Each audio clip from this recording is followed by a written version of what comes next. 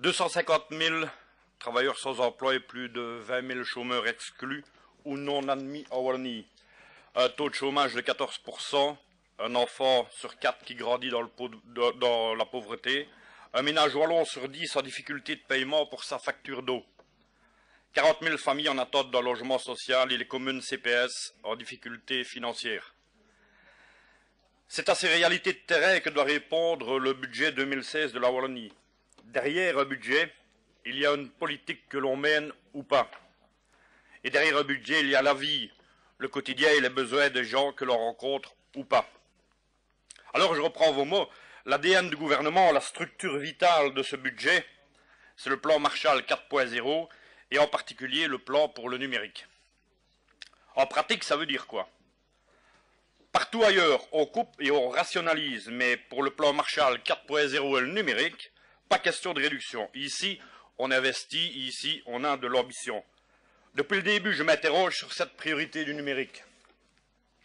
N'importe quelle caissière, n'importe quel ouvrier qui travaille à la chaîne sait qu'avec le numérique viennent souvent des suppressions d'emplois. À quoi vont donc servir les investissements du gouvernement wallon? Vont-ils aller à la société civile, aux services publics, aux écoles, ou plutôt aux grandes entreprises pour encore un peu plus remplacer les hommes par des écrans et des machines? La composition du nouveau Conseil du numérique créé par M. Marcourt ne laisse aucun doute sur le sujet. Il réunit le patron de Google Belgique, IBM, Microsoft, Agoria, du groupe Rossel qui possède RTL, Sud Presse et Le Soir, rien que ça.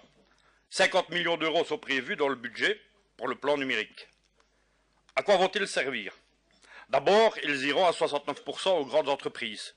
Tout ce qui concerne l'éducation, la formation, la recherche, le service public, les communes, tout ça devra se répartir 25%. Et les PME devront se contenter des 6% qui restent. Ensuite, le décret prévoit explicitement que les millions prévus pour les PME, l'éducation et la recherche, pourront être transférés comme aide aux grandes entreprises. Enfin, on peut se demander quelle place auront les logiciels libres et gratuits dans un conseil du numérique où Microsoft est présent. Voici donc l'ADN du gouvernement wallon. L'incertitude pour les services publics, les communes, la formation, les PME, mais des cadeaux sûrs et certains aux grandes entreprises. Tout ça se fait, rappelons-le, sans aucune condition de création d'emplois, sans conditionnalité stricte des aides à la création d'emplois stables. Celles-ci sont autant de cadeaux qui vont directement augmenter les dividendes des actionnaires. Depuis les échecs des premiers plans Marshall en la matière, créer de l'emploi n'est même plus un engagement du plan Marshall 4.0. De l'emploi, vous en détruisez par contre, notamment dans la fonction publique. En 2015, 4 fonctionnaires sur 5 partant à la retraite ne seront pas remplacés. Ce sont 232 emplois détruits en 2015, alors que les besoins pour assurer un réel service public sont immenses. Ce sont 232 équipes où la pression au travail va encore augmenter, alors que le burn-out et la dépression sont officiellement la cause de l'absentéisme d'un fonctionnaire sur 3. Ce sont 232 équipes où le service et le contact avec le citoyen, l'usager, sera encore affaibli. Et ce sera rebelote en 2016. À quoi rime toute la communication sur le renouveau démocratique si vous détricotez ainsi le service public? Quelle perspective offrez-vous donc à ceux qui se consacrent au service public jour après jour? Le PTB déposera prochainement une proposition visant la mise sur pied d'expériences pilotes dans l'administration wallonne pour introduire la semaine de 30 heures.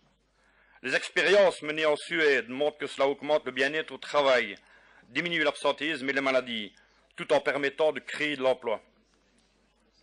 Voilà qui permettrait de la création d'emplois solides, concrets, au lieu des éternelles supputations sur la création d'emplois par le privé.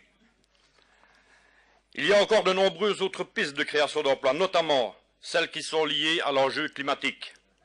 Quelle ne fut pas ma surprise de découvrir que la nouvelle ligne budgétaire appelée « Développer l'innovation dans le secteur énergétique et des énergies renouvelables » était créditée de 0 €. 0 € pour l'innovation dans les énergies renouvelables alors que l'on sort tout juste de la COP 21, alors que l'année 2015 est apparemment l'année la plus chaude jamais enregistrée, et pas que socialement. Quel manque d'ambition pour construire une société durable. La question des TEC est elle aussi interpellante. S'il y a un dossier dans lequel l'ambition sociale et environnementale devrait se retrouver, c'est bien celui des transports publics. Or, le leitmotiv du ministre Di Antonio se résume à deux choses en la matière: justifier la rationalisation du réseau ainsi que la stagnation dans la dotation. Le réseau TEC. Puis je vous invite à conclure, Monsieur Gillot. Je vais conclure, Monsieur le Président, mais 5 minutes pour parler du budget, c'est pas cool, hein, ça. Je sais bien que c'est pas 30 heures. Ben ouais, mais bon. Le réseau du TEC est déjà largement insuffisant, et chaque rationalisation aggrave encore la situation. Ce n'est pas de ça que la Wallonie a besoin, mais d'un réseau large et accessible à tous, qui offre une vraie alternative à la voiture. Un réseau dont nous pourrons être fiers au prochain sommet climatique mondial qui serait la preuve de l'élan de la Wallonie pour relever l'enjeu d'une mobilité durable. Voilà ce dont la Wallonie a besoin aujourd'hui, de projets socialement et environnementalement ambitieux. Vous êtes loin du compte. Merci.